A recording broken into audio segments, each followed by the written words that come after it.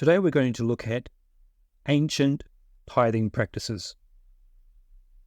Many believe that the origin of the tithes is in the Bible, but we can see from ancient cultures, Near Eastern and other cultures, that actually the tithing practices were carried on in cultures well before the Old Testament period. First off, we'll look at ancient Egyptian practices. And they had a system where a portion of the harvest was given to the temples and pharaohs. These pharaohs were considered to be gods. The percentage given would be variable, often around the 10 to 20% mark of a harvest being brought in. This amount could fluctuate based on the current needs of the temples and the state, as well as what the pharaohs decreed. Some records suggest that it could be as high as the 20% of the harvest in certain periods, especially during times of great construction or military campaigns. Now we're going to look at Mesopotamian cultures. In the ancient Mesopotamia, it was common to give a portion of crops and other goods to temples as offerings to the gods.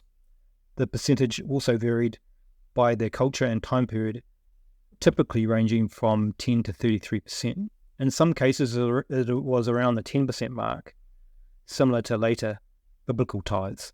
However, for temple lands or during times of particular religious significance, it could be as high as 1/3 of the produce. This practice helped support the priestly class and maintain the temples, which often served as important economic centers in their own right. Ancient Greek offerings.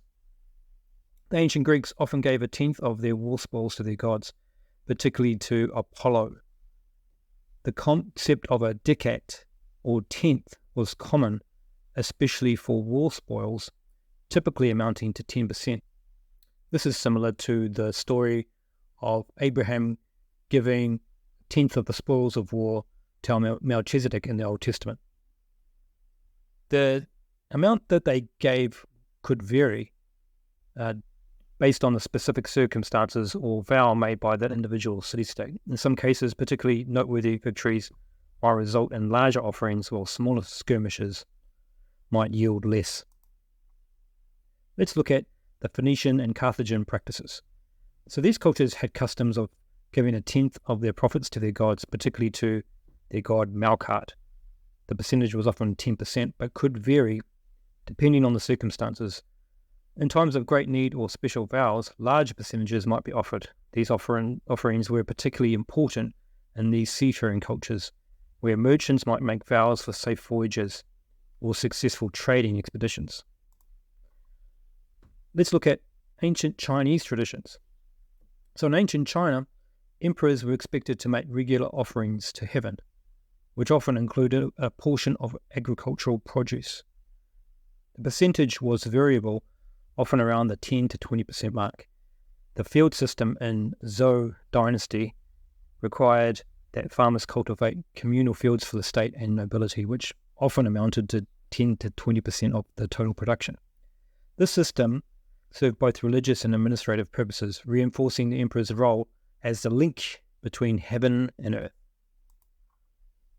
In Mayan and Aztec cultures, so these cultures had established systems of tribute to their gods and rulers that functioned similarly to the tithes in the Bible. The percentage was variable and could go up to 50%. Aztec commoners, for example, might pay 20 to 50% of their produce to the state and religious institutions. This high percentage was partly due to the conflation of political and religious authority in these societies. The tribute system was integral to the economic and religious structure of these civilizations, and they supported both the priestly class and the state's military endeavors. So as we can see with these cultures, they all had a similar system to the Jewish taxation of the land. So anything that was produced on the land, they would get a percentage. More often than not, it was 10%, but would vary depending on different circumstances in the culture. And it is similar to the Jewish custom or the Israelite custom, because the tenth wasn't always just 1/10. It could be that more than 1/10 was required in 1 year. We will look at that in another section of this series. But I just want to point out that the Israelite system of the tenth is a taxation system of the produce of the land, very similar to these ancient cultures that existed before the Old Testament.